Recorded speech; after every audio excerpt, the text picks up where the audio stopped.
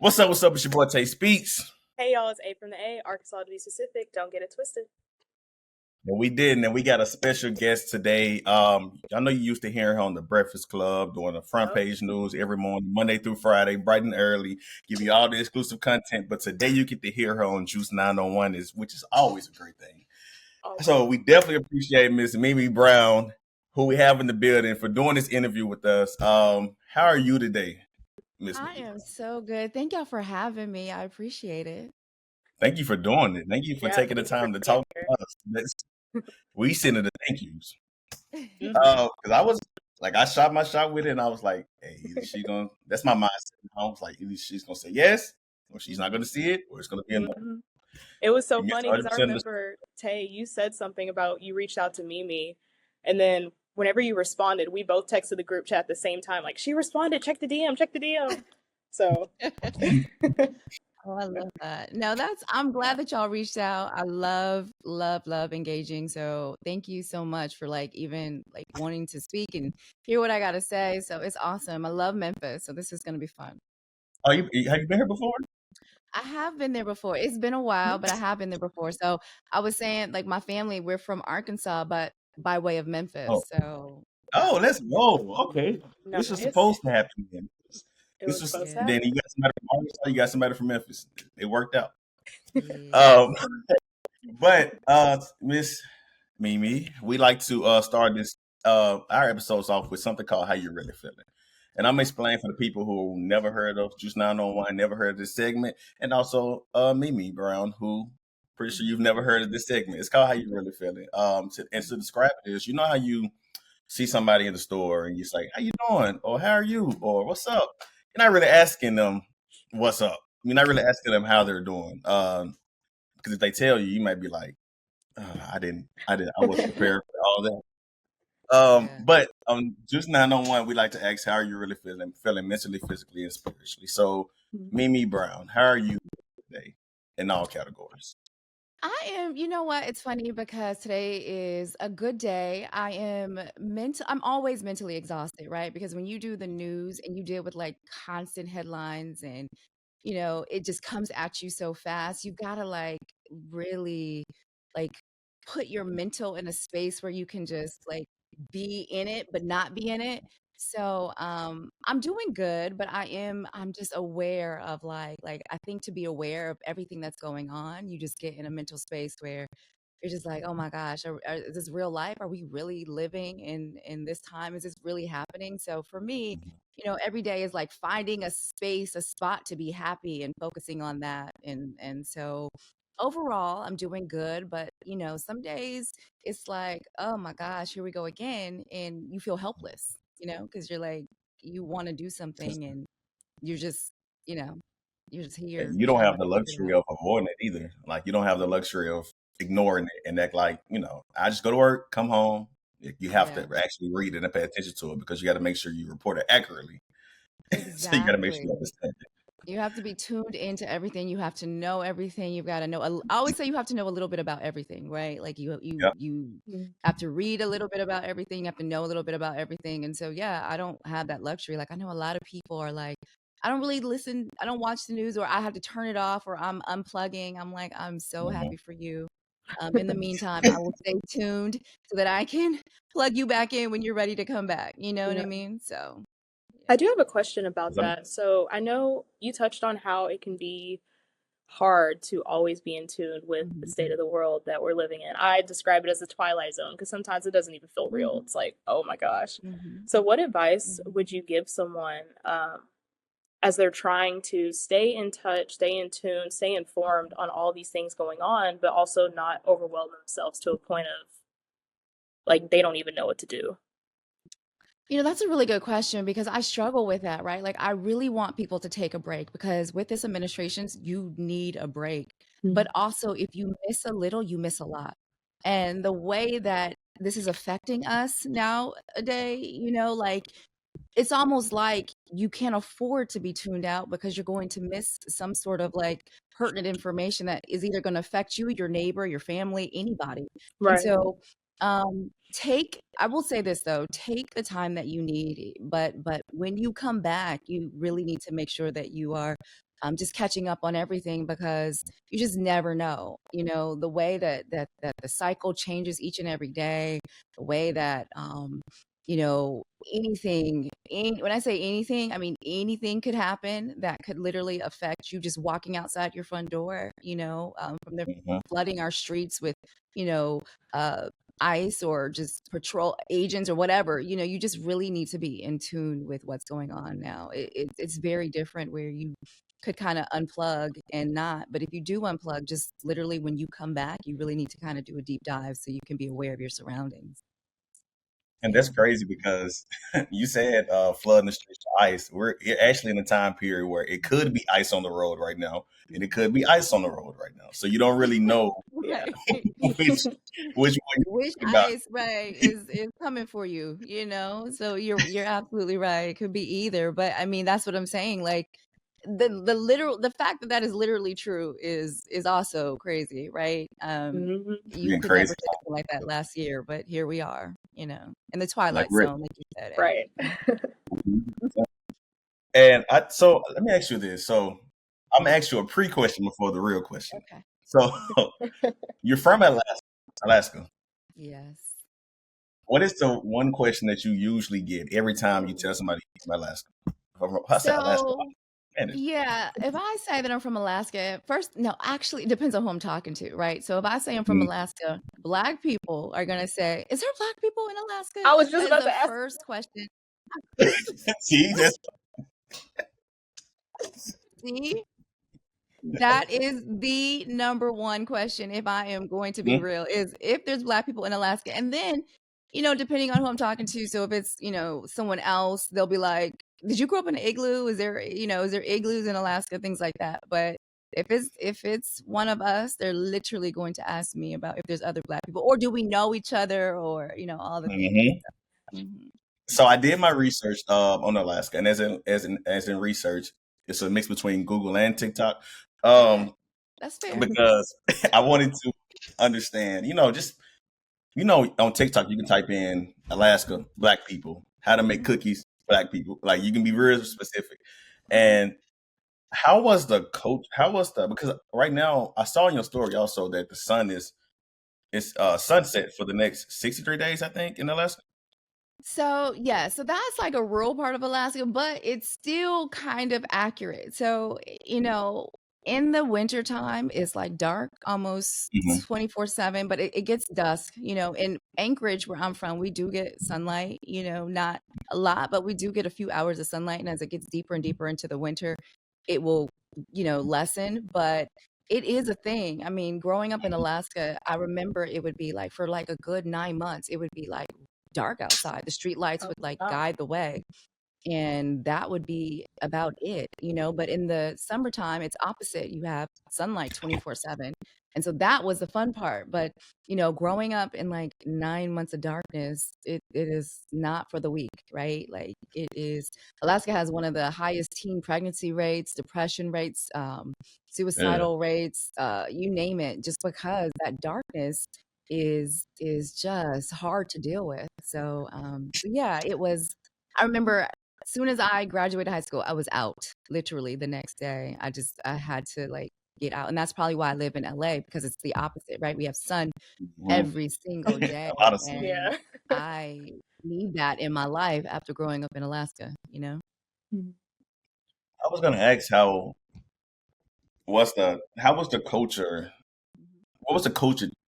How long did it take you to get used from coming from Alaska to California? Like that's a big jump, more than Yeah, people think. so it's funny you asked that. Okay, so in between that, so from Alaska to California, I went to DC because I went to Howard. And so I Nice. remember when I left Alaska and I went to Howard, I'll be honest, I had never seen that many Black people in one area in my life, right? And I remember it was a culture shock for me because I was just like, I wasn't used to that. And Hmm. so I remember like, I don't know, it was like 18. I remember telling my mom, like, I can't stay here. Like, it's just too much for me. And she looked at me, she was like, they don't know you're not from here. Like, I was like, oh yeah, that's right. Like they have no idea that you look just like them. And I was like, okay. So as soon as she said that, it literally clicked, and I have to going to Howard, going to an HBCU was probably like the best thing that I could have ever done, and it literally like kind of just shaped the way I see the world, and it allowed me to blend growing up in Alaska with being in DC at the time, in the area which they called it Chocolate City, which was still majority Black, to now being in LA. But it was one of the biggest culture shocks ever. I remember, and you got to know, like, we like to joke, right? So I remember being at Howard, they'd be like, "Oh, you call me like a Black white girl, you talk like a Oh, white girl, like all of the things." And I was just, and to be honest with you, we're talking about culture. So growing up in Alaska, I feel like I was a little behind because I hadn't seen like a lot of the movies that everybody had seen. I wasn't, kind of tuned in like I thought I was, apparently. So it was a big learning melting pot for me in that experience. So I one of the love best And things. this, that. Huh? Go ahead, Tay. You already I was about know. to say similar stories. Yeah, And I'm Anissa, just like, wow. I relate to that so much because before we moved to Conway, we were actually in a small town called Greenbrier. I was one of the only three Black kids in school at one point, and I Mhm. mean, put two and two together, you see like how that was for me. So definitely, whenever we moved to Memphis, and just like how you moved from Alaska to DC and to Howard, Yep. moving here was a culture shock for me. Like I did feel Mhm. behind. I did feel sometimes like an outcast because I couldn't relate to my peers in the way that they were able to relate to each other. So Yeah. thank you for sharing that because there's a lot of people in the Black community that feel like that don't necessarily feel comfortable speaking on it. Because for me, it took me a long time to be able to like admit that and then just be in a space where I felt accepted. Because I know in Conway it was like sometimes I would feel like two Black brothers or too white for others just because of like where I came from, where I grew up. But that's Mhm. that's beautiful, that advice that your mom Yeah. gave you. So I just want to applaud you for sharing Yeah. that because it can be tough Thank sometimes. you. It can be. And then sometimes when you share your truth, people kind of want to ridicule you for sharing the Hmm. truth. But it is like, I was not, I'll be the first to say, like, I was just not in tune. I mean, I thought I was, but I really wasn't. And there's nothing wrong Yeah. with that. There's nothing wrong with that. And so, and kudos to you for, even sharing your truth, because, it's hard to admit sometimes that, because the Yeah. culture, like, when people look at us, they think we're all kind of the same, but no, we all have different experiences. We all grew up Right. differently, and that's all great. So yeah. Hmm. it was the complete opposite. For me, I didn't. The schools that I grew up in, we had one white person in our Ooh, class, okay. and I'm a, what I'm about to say next really tells you how often we saw white people.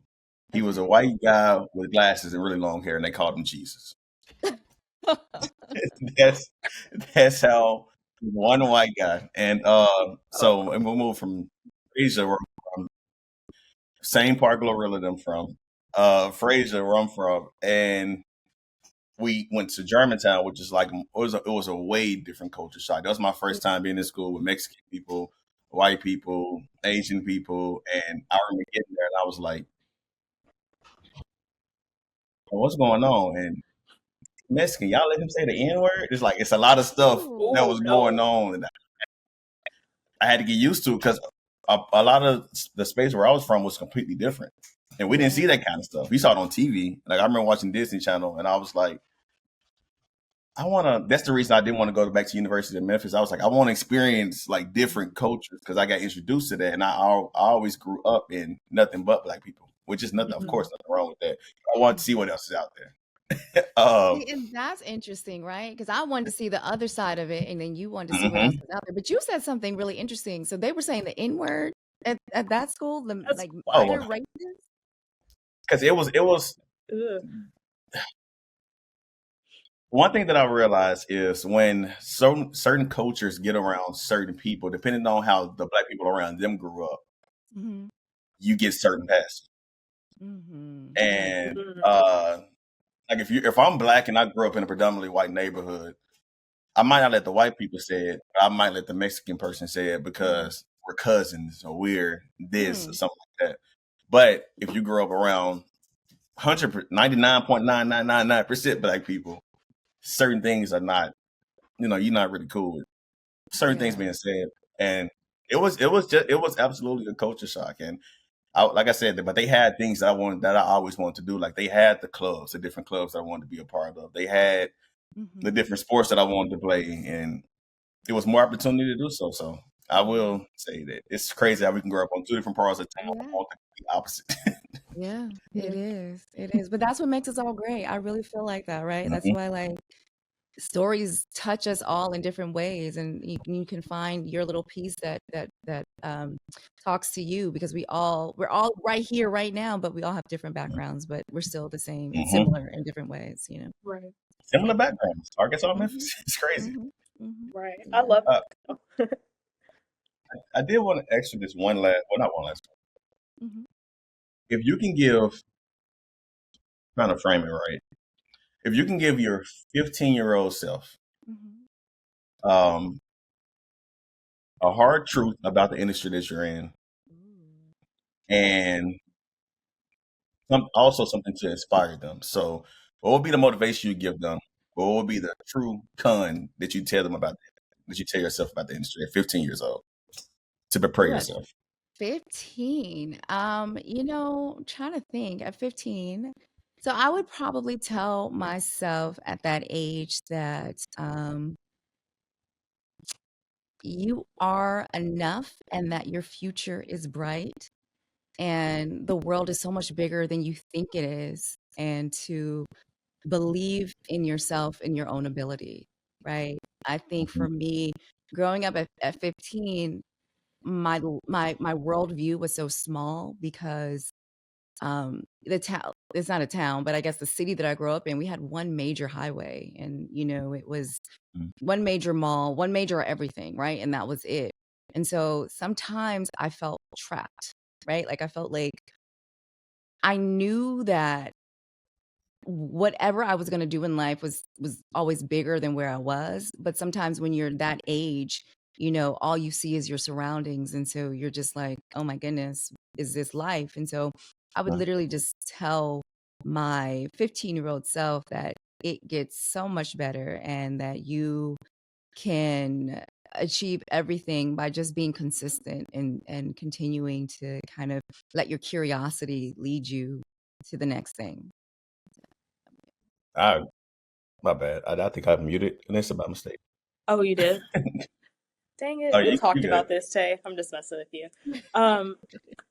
So that advice that you would give your 15-year-old self, that's one thing out of a lot of people that we interview. That same theme of like trusting in who you are, trusting that your path will be yours and there's more out there for you. That's beautiful. I feel like that's just something that we all have to remember at any age, not even. Yeah. I just wish sometimes that we remembered it earlier, because then it's like, oh, we could be doing X, Y, and Z, but our path is our path. What's for us, it's just that. Yeah. I Yeah. do want to ask, like, have you ever felt imposter syndrome, and like, how do you Oh my work through that? goodness. Because I know, like, as creatives, because I'm a model, Tay is an artist, you're in media. I know we have all felt it at one time. So, like, how do you work through that? It is so funny you asked that, because I think we all deal with a little bit of imposter syndrome all the time, right? And so Mhm. it's so funny. I was telling my sister, I was like, you have to have a healthy dose of Audacity and Delulu. Like Oh, that is Yep. yep, honestly my clock advice. it. Like you have Mhm. to, like, that is the only way to get through some of this. Like you have to just push through, and you just have to, because you are going to doubt yourself, you are going to wonder if I'm good enough. But if you just pick up a little bit of Audacity and Delulu and just walk in that, that's Mhm. that's that's literally what I tell myself. So Yeah. that's how I deal with everything. I just, whether I feel like um I feel the imposter syndrome setting in at all, I'm like, listen, oh well, and I just keep pushing through. And it is the Delulu for me that literally keeps me Mhm. going. Because if you don't, like, I have seen so many people, and you guys have seen it on social media, right? Like you see people doing more with less, right? And you are doubting yourself, and you're like, well, if they could do it, like, what are they living in? And they are probably also living in Delulu and Audacity, but they also have the confidence to do it. And Right. so, you have to trust that no one has it figured out. Really, no one has it figured out. But I the see key is that to all the start time. and to keep going and don't stop. I promise you, consistency is the answer. And again, a healthy a healthy little dose of some Audacity and Delulu. So yeah. But I often ask myself also, like, yes, you have to have Audacity and Delulu for sure. But then you have to also ask yourself, it's like the audacity of me to feel like I'm not supposed to be somewhere God placed me. Yeah. Ooh, So Yeah. it's like, that's good. I don't care if I have the experience or not. I'm going to shoot my shot with it. I Yeah. don't care if Mimi Brown was our first interview that we've ever done in life. We're Mhm. going to go in it like, okay, let me get these papers ready. And we're going to go in and do what we're supposed to do. So, I mean, if we go wrong, at least we could learn from it. So Absolutely. Mhm. I do agree with No, everything you said. that's such a good point. I'm a firm believer that God leads your steps, and he puts you in rooms that, you may not feel ready for, but if you're there, he has ordained you to be there, Exactly. so Amen. It's already no done. matter. Amen. And feelings, and another thing that I have learned, y'all, feelings lie to you. You cannot trust your feelings. You have to literally push through them and just know that, you are here for a moment, and that you're supposed to be doing what you're supposed to be doing. And so, along with, and then thank you for bringing that up, because along with the Audacity and the Delulu, you definitely have to believe that God is ordering your steps. And if you are here, you're here for a purpose and a mission. And if God has placed you here, you can't fail. So Amen. yeah. Have you ever heard the song Kendrick Lamar? I think it's called "Man at the Garden" on this last album, GNX. Yeah. That's a great self reminder. I deserve Yeah. it all. Like, I don't I care where I'm at. I deserve it all. I deserve it all. Absolutely. I love it, because, we do. We have to operate in that space and in that energy, and we have to, like, literally walk in that. We do. So yeah, thank you for bringing that up. That was great. No problem. Well, Anissa, you have another question? I did. So what was a moment in your career that made you say, like, I'm really that girl? Dang, like I did that. You know that feeling where you feel like you made it and you're exactly where you're supposed to be. Oh, that is such a good question. Ooh, that is a great question. So I think for me, so I've been working in news for a really, really long time. I have done every job under the sun, right? I started as a production assistant. I worked as a news writer. I worked as a producer, field producer. I've been an executive producer. I have done everything. I can edit. I think for me is I had to teach myself how to do every job in the newsroom, right? That was very, very important to me, because, and especially now, which I didn't know that this was coming, but the way that they're cutting down on jobs, and, you know, um, having one central person do basically everybody's job. I had no idea at the time. I was just really ambitious. But, I think for me, learning all of those things, and I think when I realized that I could do every single job, and I was like this one woman band all by myself, I realized that there was nothing that I can do. And I'll say that because I recently did a podcast. It's called To Altadena with Love, and it literally just highlighted the Eaton Fire, which is in Altadena, California, here in about 20 minutes from where I live in Los Angeles. And I did it all by myself from top to bottom, like from filming to producing to recording to everything. And I just realized that, everything that I've ever done has prepared me to be able to be that central person, that one person that can do every single job in the newsroom, and that I didn't need any outside help. And that for me was like, wow, you are that girl. And I think sometimes we underestimate our skill set and what we can do. And it wasn't until I was pushed and almost forced to be like, okay, well, this is what you're gonna have to do, that I realized that I didn't need anyone else to do it. Right. And so I think that's what made me realize, because then as I started to do this podcast, right, I literally was just doing it because I felt like I needed to tell this story. So many other people started catching on, so many other outlets started picking it up, and I got, calls from LA to New York to come talk about it. And then that's what really made me realize that, okay, all by yourself, you are a force. Literally, just all by yourself, So yeah. What's it? Were you about to say You something, got Anissa? Oh no, you got it. I was trying to make sure I fixed the mic. So you got I won't. So how do I put this? So when it comes to how long did it take you to ask for your respect, I guess? Because when you first entered the media industry, you have to be ready to go at any moment. Like an opportunity comes, you got to be ready to jump on it. But of course, you can't really be like. I'm trying to frame this question the right way because I just thought about it.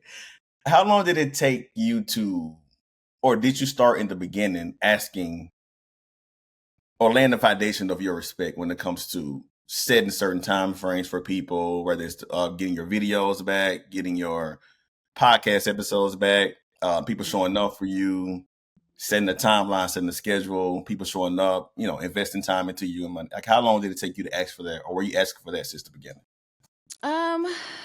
So I think for me,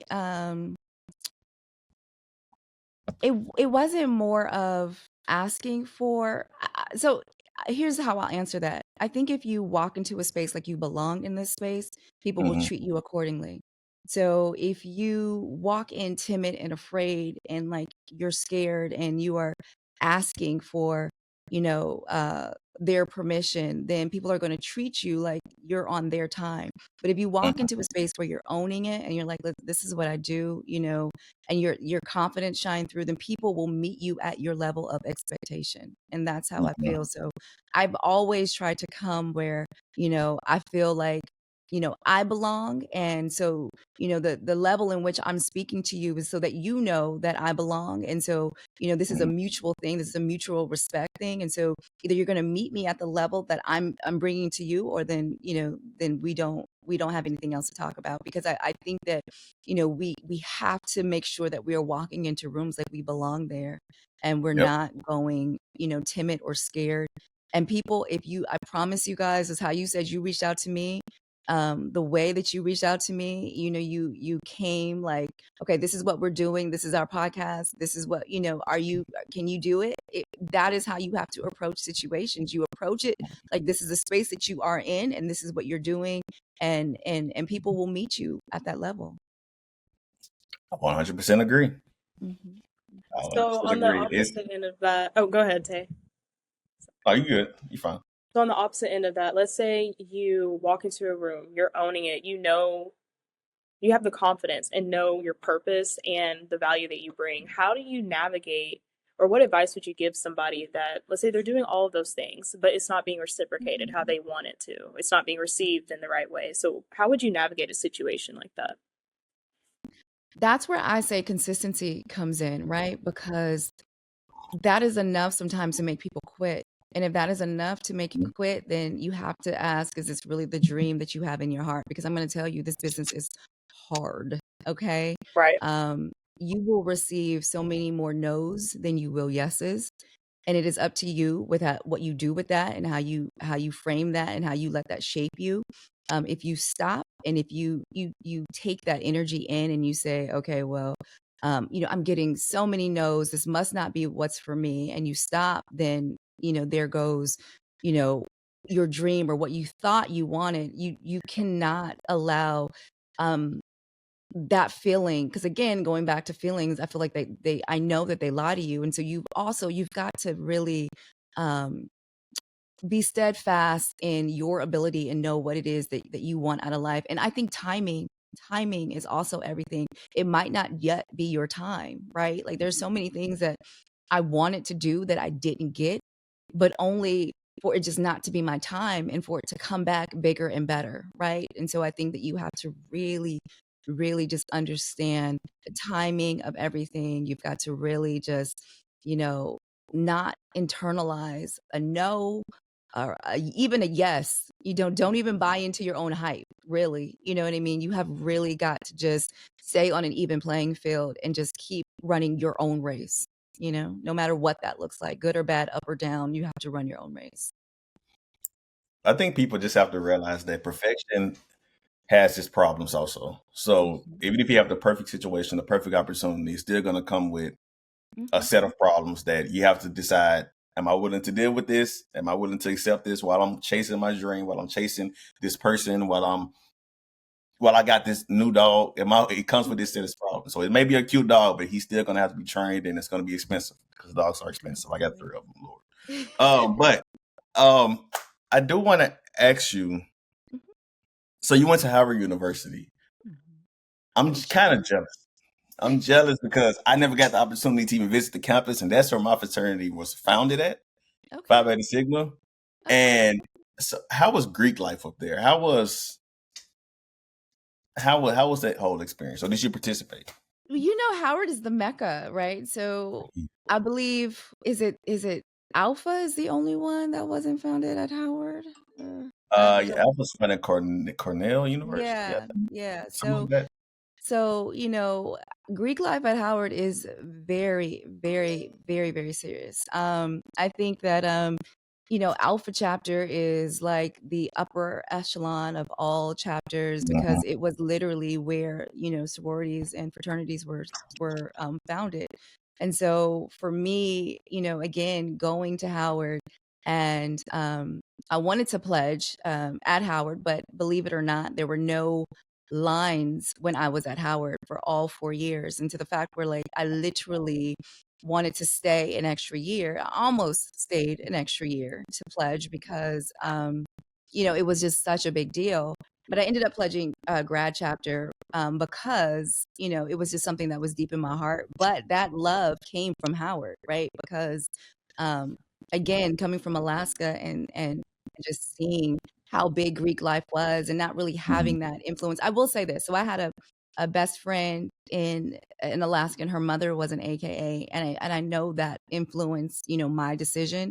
And so, and then my best friend, she ended up going to Jackson State. We both, went from Alaska to HBCUs. And, that is what set the tone for me.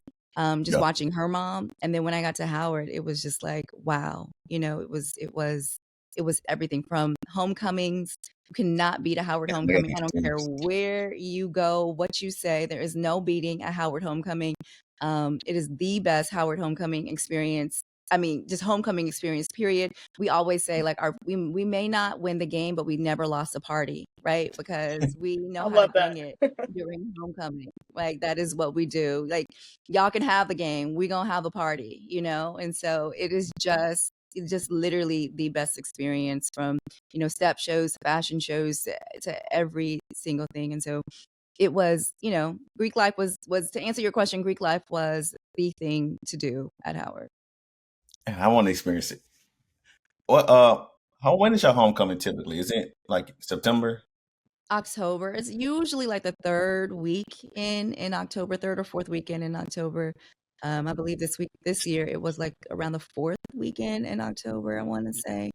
I didn't get there this year. I had a prior engagement in LA, but I was living through it on social media with all my friends. Sometimes I had to mute it because I was like, I wanted to be there. But even with that, I will tell y'all, even with that, like, so homecoming it is always an amazing experience. But because I'm so tapped in with the news, I was also a little worried because I'm like, they got, troop, like, the National Guard is there. They've got, ICE agents there. There's just so much happening in DC that I was just like, is it really going to be the homecoming that we know, And so it sometimes, again, I said this in the beginning, when you're aware of things, it kind of just can take the fun out of things, like, because you are aware of what is happening and you really know the truth. And so I was just, so as I was wishing I was there, I was also, just asking people, well, what does it feel like? What's the energy? How is it, with troops on the ground, basically, and a lot of people said it was good, but it still wasn't the same. It was very different, so. Yeah, We have to that's go how next year. we do. But it's always whenever we have our University of Memphis homecoming. So that's like Okay. the only issue. I kind of want to touch on what you talked about, like when you were asking people like what the vibe was like with everything going on in the world. Recently, University of Memphis did away with the Multicultural Affairs Office, and that had a ripple effect within our community. One of the main concerns that I had was just how that was going to affect like Greek life, how that was going to affect like other Black organizations on campus, how that was going to affect homecoming, how we're able to show up for those students that are still on the yard. Because I know Té, you were there. I was there too. Thankfully, the vibe was still great. I feel like this year a lot of people showed up to support because it's like, okay, they're trying to take away X, Y, and Z. They're trying to do this or that, but we still made the best of it and showed up as a community. And I think that's a beautiful thing about not even just Greek life, but just the Black community at any school. Just being able to show up despite what's going on in the world, despite like we literally had ICE agents on campus at one point, National Guard being like right down the street. Just be able to show up and support regardless. So that's a beautiful thing. Yeah, and it's sad, and it's an intimidation tactic too, right? It's meant to keep us at home. It's meant to keep us from enjoying life. It's meant to scare us. It's all the things, and so I think that it's important that we do show up and that we continue to support communities, our own communities, because right now we're under attack, to be honest. And so it Right. is beautiful to hear you say that people still came out and that people still wanted to be a part, because we want to do it safely, but we also want to make sure that we're not letting this stop us from living our day-to-day lives, and we're not letting this intimidate us and keep us from showing up, period, in spaces that belong to us. Piggybacking off that, how do you balance wanting people to know the information because they kind of need to know, and also keeping your mental health in peace because some people don't want to listen? You know what? I think that going back to what we were talking about being ordained to walk in spaces, right? Like Mhm.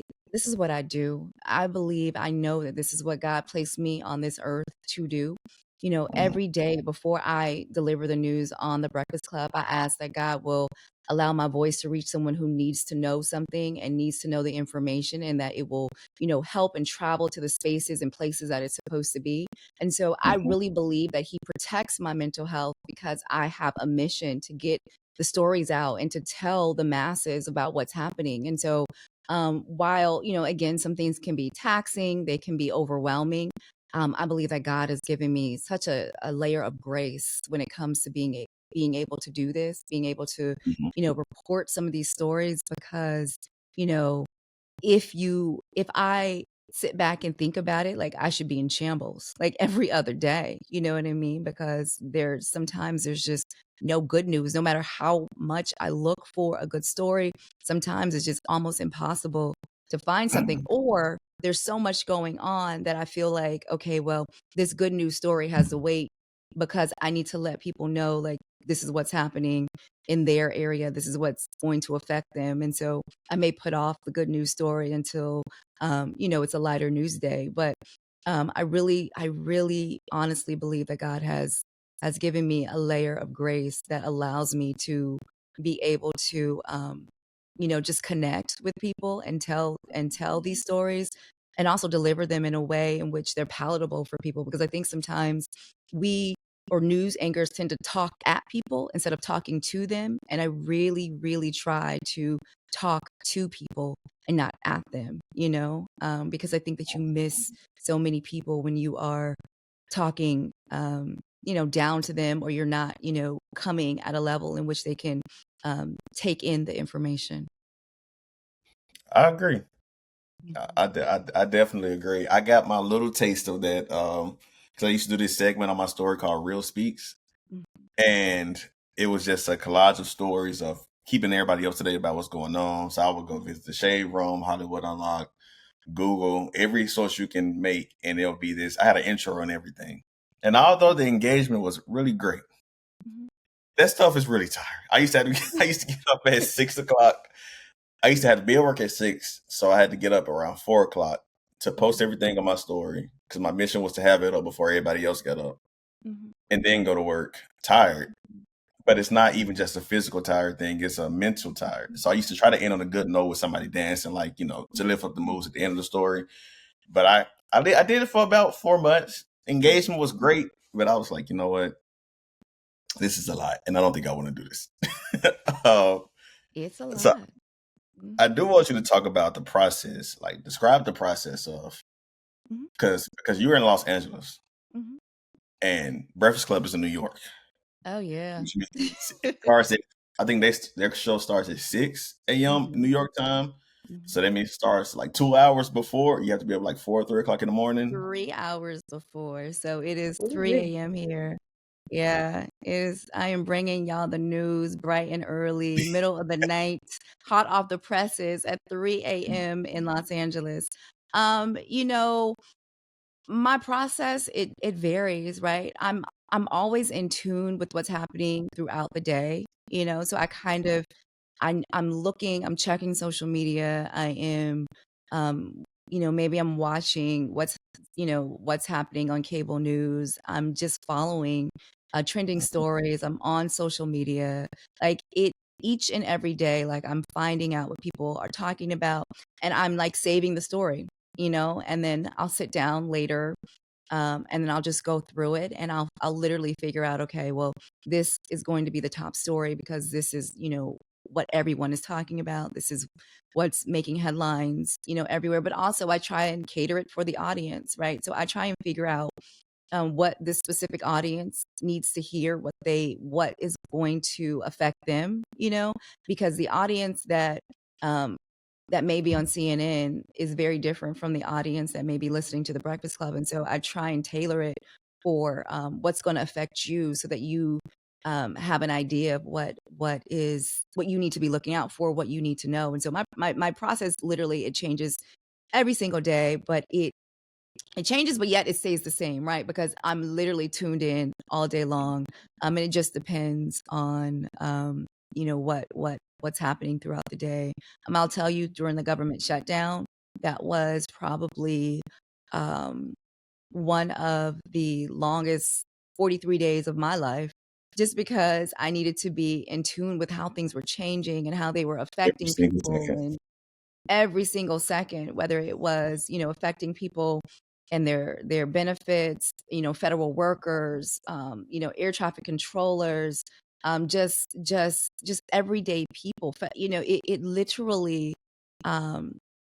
became a story that kept changing as each and every day, because you have, on one hand, people fighting for healthcare, and then you have other people calling into the show who are unable to pay their bills because they haven't got a paycheck, and so it just became like a pull and tug situation of, like, how do you highlight both pains, because both of them, it's like someone on one side, if you don't have your health care, you're going to die, like literally, like, and I can't even sugarcoat it, right? But if you don't have your paycheck, you're going to be homeless. You can't feed your kids. You don't have groceries, because at the same time, SNAP benefits are being taken.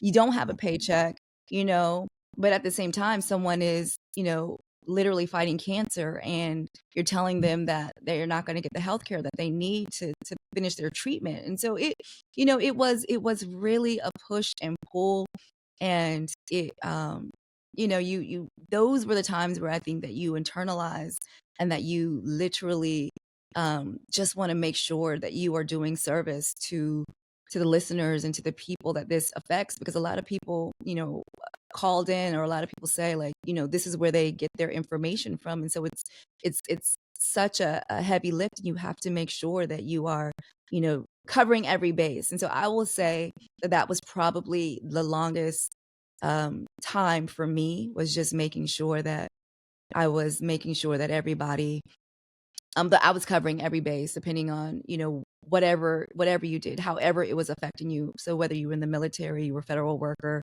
you worked at the airport, you were a TSA agent, whatever that may look like. Ugh, I can only imagine. I told you my little 4 months, it was a lot. So I can only imagine how you're feeling. What do you do to decompress though? I go to sleep. I go to sleep, I wake up, and I do it again. Literally, that is just how I decompress. Like, right? I literally will go to sleep, because I will say, being on the West Coast and working on the East Coast, my sleep pattern is all off. I don't even know. I literally probably take long naps. I don't even know if I call it going to bed anymore. Long blinks. So yeah. So I would that's how I would do it. I would decompress by taking a longer nap, and I'd wake up and I just kind of check back in and see what was going on. But again, it goes back to, this is what I was made for. Like, this is what God ordained for me to do. There's no This in my mind. And so for me, the nap was good enough, because it's very important to me to bring, the news and to find the story that's going to affect the lives of millions of people. So I don't know if I necessarily needed a longer decompress time limit. I just needed to make sure that I was doing the job accurately and serving the people as best as I could. that's how you know it's for you. Right. I can feel your passion, even though this is our first time like meeting virtually. I can feel your passion for the work that you do, and I love how you keep God at the center of it all. Um, Yeah. what is one thing that you, or let me reword this. What impact do you hope that the work that you do has on other people? Like, what's one thing you want them to walk away from whenever they listen to a podcast, whenever they listen to an interview, or you delivering the news? Like, what's one thing you want them to walk away from or walk away with? That's a great question. I think the one thing that I want people to walk away with is, you know, how important it is to be informed. I think sometimes um, we tend to bury our head, or just say, this doesn't affect us. This is not my fight. I'm not really into politics. Um, you know, that has nothing to do with me. And so I hope that the information that I'm bringing, and how I try and break it down so that it meets you at your level, will make you understand that this is about you and this is for you, and that burying your head in the sand is not going to make it go away. In fact, it's going to make it worse, and not just for you, for all of us, right? Like, we're all in this together, because a lot of people didn't think that election had consequences, or a lot of people felt like, this is not my fight, or I don't have, I want my $1,200 stimmy check, or whatever the reason that you felt like you were going to sit this out, or you weren't going to vote, you felt like your vote didn't matter. I hope that what I'm bringing to you, and I'm finding a way to um, bring it back some kind of way to your level, that you will understand that this is about you. No matter how you put it, it's going to affect you in some kind of way. I think right now everybody is in that lane where they are finding out, I don't care what color you are, what you look like, where you live, that this is affecting you. um, and we've seen that a lot of times. I think certain demographics, they vote with their skin color, because they think that they are immune to the things that we have dealt with for a really long time. But for the first time in ever in America, they're starting to realize that, you can be touched too, and so I hope that I'm reaching even those people, that they understand that if you live in, rural wherever, that your hospital could be shut down, that this one big beautiful bill is really about to take your Medicare and your Medicaid and your benefits and all the things that you thought that kept you safe, and made you different from the others. No, we're all in this together. And so I hope that as I tell these stories, and that I find your street, that it really makes you understand the impact that just the one vote can have, and that if we all stick together and we all do what's in the best interest of ourselves as a collective, not just, the one person, that, we can all one day have a better day. Because right now, now we're stuck all trying to figure out how to get out of this mess. But that's only because I think that people just didn't realize that this is going to meet you, where you are right now, and that your voice, and that you have to make sure that your voice is heard, and there's no longer any way you can just say, this is not my fight, this is everybody's fight. So to answer your question, I really hope that my impact and how I try and find something, a little nugget in each story, that it's meeting someone where they are and bringing them, to the realization that, oh my gosh, I need to be more aware and more active in, what's happening in the world. That's what's up. I just have last two questions for me. Do you still get, or were you nervous when you first had to do the front page news on the Breakfast Club because it's live? Was it like, let me prep, okay, let's go, or was it already ready? No, I was nervous. I mean, you can't be on such a big platform and not be nervous, right? So it's almost been a year since I first did it. So I think the first time I did it was in December. I started just kind of filling in, and I remember just like, I don't even know if I slept the days before, knowing that I had it, coming up. But yeah, You had to fall asleep. yeah, no, but I mean, even before, the being up at 3 a.m., just knowing that I was so anxious, right? I was so anxious just knowing that it was coming up. I don't even think I don't even remember if I slept just with that, just knowing that it was coming up. But, yes, but once you start doing it, right? Once you get even that first time, once you start doing it, the nerves go away. And everyone on the show is so gracious, so kind. You know what I mean? Like they make you feel at home immediately. And so it literally just it went away. But yes, the nerves were definitely there. And now it just feels like second nature. It literally just feels like I'm having a conversation with my besties. What's up, y'all? Yeah, literally, it feels like I'm having a conversation with my besties, and we are just, talking about what everyone needs to know, and, kind of just dropping a hint of opinion in there, but also making sure that you have the facts. Yeah. There we go. Mhm. Did you have any more questions, Anissa? Oh no, that was just my last. Well, actually, no, I do have a question. So you are Emmy nominated. Walk me through like that feeling whenever you found out, like, holy crap, like I'm nominated for an Emmy. Like, what was going through your mind? Where were you at? Like, tell us all the details because I would love to know. Yeah, so I started working. So remember, I said that I have done every job in the newsroom. So I've worked Right. in traditional news. I've worked for several. So I've worked for NBC. I've worked for our local Fox affiliate here, which is Good Day LA. I've worked for ABC. So I've literally kind of just worked in every traditional newsroom. And in 2020, we did a series called Culture Conversations, and on Fox 11, and we were just highlighting conversations of the culture, right? And I really have to say, at a time where, it was a Fox station, but it was very, I remember at the time, my news director, she was a woman, and she was like, Mimi, your voice is powerful, and the stories that you can contribute, I think would, do great for our station. And so she kind of just allowed me to tell, different stories. And I remember interviewing, I did stories on Nipsey Hussle. I did stories on just even at the time, I want to say COVID was running rampant.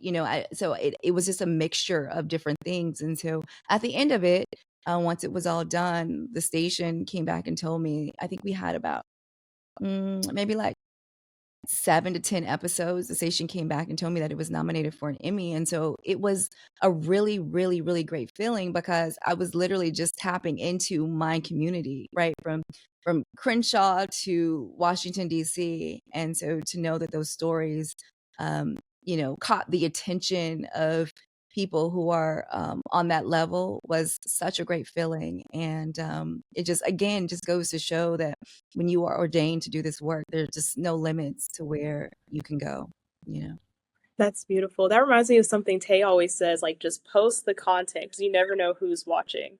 So that's amazing. And I love how highlighting our community just brought something like that to you. So congrats again on your Emmy nomination. Absolutely. Thank you. And that was so powerful too. Like that goes back to even the imposter syndrome. Just post the content. I don't care if you get like 2 likes. I promise you, people scrolled past that, they saw it, and it is reaching more people than you know. Do not let that like content or that like stop you from posting your content.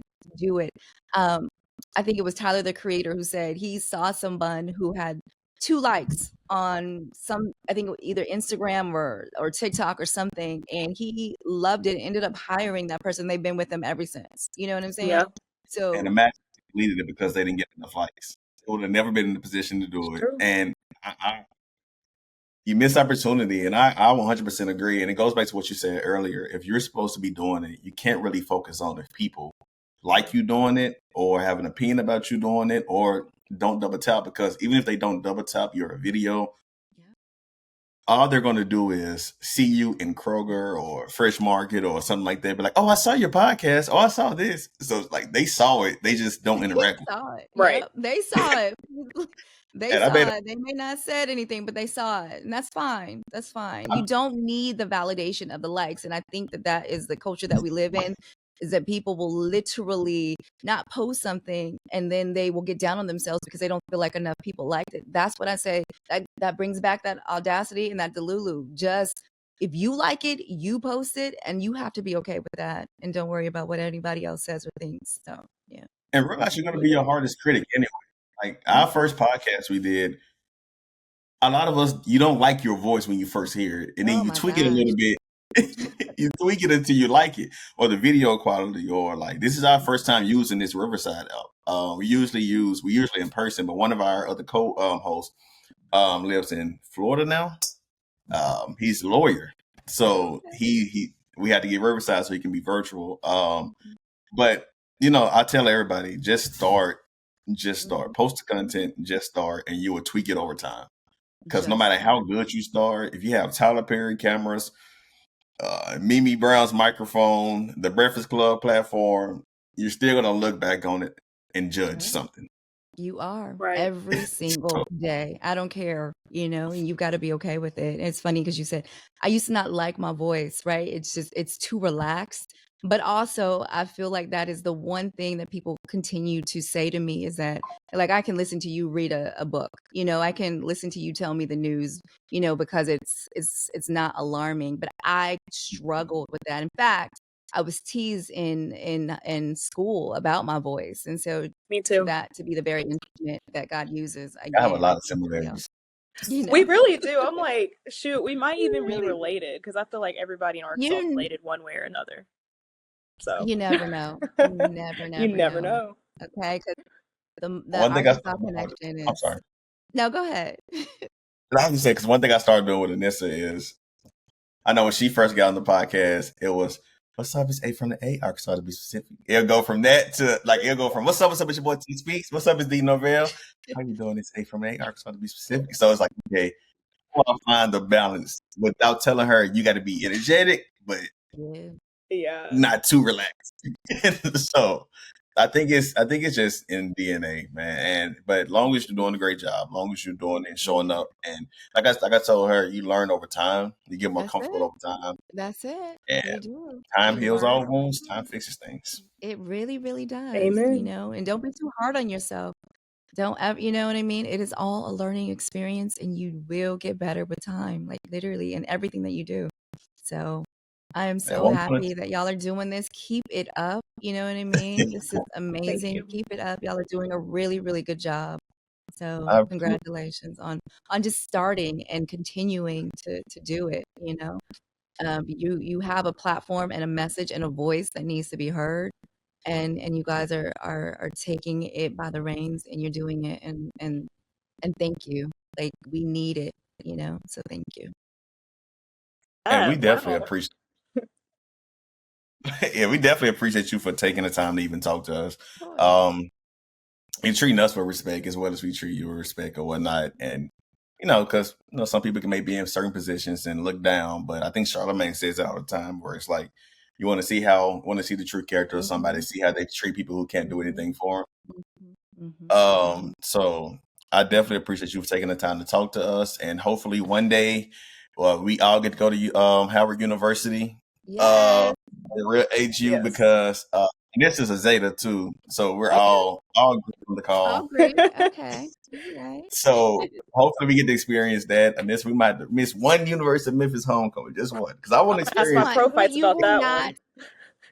Oh, you won't regret it. And hopefully though it'll fall on a day where you could do both. Let's just put that out there, right? It'll fall on a weekend where you can actually show up to both and then get have the experience. But you won't regret it. Again, I'm telling you, Howard homecoming is one for the bucks. I mean, we'll just hit you when we start planning. And then yes, please let me know. And if I'm there, we have to meet for real in person. So yeah, hit me up. I hopefully I can go next year. So we'll see. We'll see. Plan for next year. Let's plan for next year. But like I said, we appreciate you for doing this. I know you have a long day ahead of you, and you already knocked a long day before then. I got to listen to the Breakfast Club today, see what the news is, because that's what made me reach out to you. I think Morgan was doing it at first, and then it switched up, and then I was like, "Oh, wait, what's this?" And then the same reason that you said about your voice is it's relaxing, delivering very heavy news. I'll say that. Yeah, thank you for saying that. And that's a lot of the feedback that I have literally been getting is that it's relaxing. And I have struggled. When I tell you I have struggled with this voice of mine for a really long time, it's too soft. It's not, it is. I'll just say this. When I was growing up, they used to tell me either one, like I needed to be a phone sex operator, or two, I needed to operate a back in the day they used to have those radio stations where you call in those midnight love dedication radio the Sweat Hotel.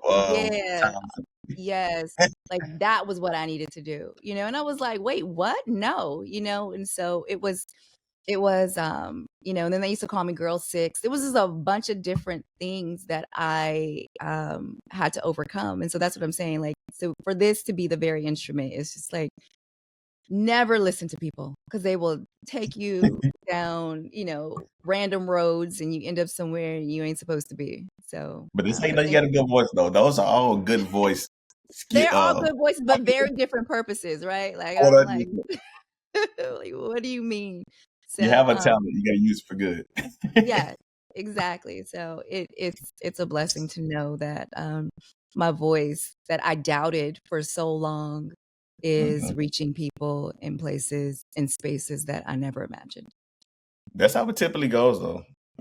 I grew up really shy to the point I wasn't really using my voice in class. You ask any of my classmates growing up, I was the guy in the back with the snotty nose, not really talking, and too shy to ask questions and all that. So it's ironic to see how God uses your voice. Yeah. For He grabs the voiceless and gives them a voice because you have something to say. Absolutely. Amen. Like I said, we do appreciate you taking the time to talk to us and giving us an hour of your time. Of course. Yeah, thank you for having me. This was great. Like, really, thank you for having me. And let me know if there's anything else, and I always tell people if there's something I'm missing, if there's something in Memphis, y'all reach out, let me know. You know what I mean? Like, I want to make sure that I'm covering everything, So yeah. Okay. We got you. Well, I hope you have a great rest of your day. Get some sleep. I will. Next on my list. We should do some tomorrow and get sleep in maybe a little bit. Yep. But enjoy the rest of your day, and like I said, we appreciate you for doing this. And let them know what you got coming up next. What's the latest juice? Oh, what is the latest juice? Well, right now, can't say yet because it's not public yet. Man. I know. Is it gonna be public soon? We can wait to post it. We can. It might be public next week, but I still don't want to say yet, y'all. Okay, yeah, we got you. Don't mess it up. You're good. We'll wait. But it'll be big. I promise you, it'll be big. But all right, cool. I just gotta wait a little bit. It's a little bit long. All right. Well, we'll be on the lookout for whatever that Right, is. so And what's I'll miss coming you. up, just make sure you're tuning in every morning to the Breakfast Club and getting the latest headlines. So that way you are in tune and you know what's going on in the world. I think that is the biggest thing that we need to do, is just make sure that we are connected to what's happening in our world and that affects us and our families and our communities. And make sure you follow Mimi Brown on Instagram to see what the latest blessing is next week, possibly. Yes. Next Yes, week. Mimi Brown TV. Absolutely. Make sure you follow me.